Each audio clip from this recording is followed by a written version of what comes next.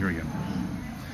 Okay, I'm here with Anthony Lowenstein. We're doing a 5 minutes alone session. I've got a few questions for you. Question number one, who or what do you read? What do I read? Yeah. I mainly read non-fiction. I wish I read fiction, but I seem to be attracted to stories of quite serious stories about war, about occupation, often about personal stories, journalistic stories. I'm often reading stories, I guess, of people that I feel are affected by our policies in the West, basically. And I think that happens far too often. So yeah, I want to try and read that, because that's the kind of work I have as well. Of all the characters or subjects that you write about, to which are you most attached?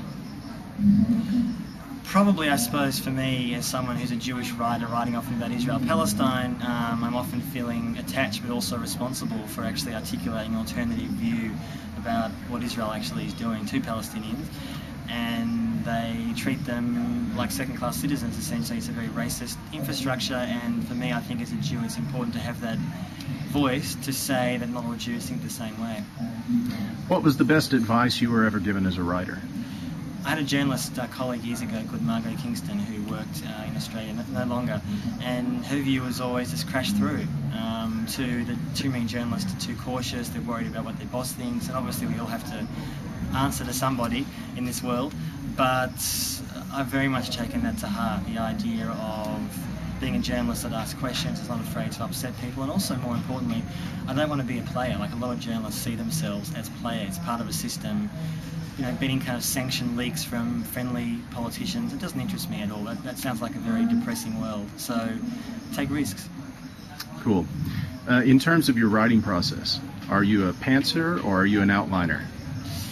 I'm probably, I generally try to plan stuff, but not maybe as much as I should. I mean, I've written 2 books and I'm working on a couple more. And yes, there is a degree of structure there before I begin. But no, I think also in non-fiction it's very difficult to plan everything before it starts, because inevitably things change, events evolve, etc. Tell us one bit of information about you that's not widely known. It might be known in some circles, but I love table tennis, and I have been obsessed with it for years, and people often denigrate it because they say it's not a sport, but it is, and I enjoy playing it, so yeah. Excellent. Thank you very much for your time. My I hope pleasure. you have a great festival. Thanks for having me. You bet.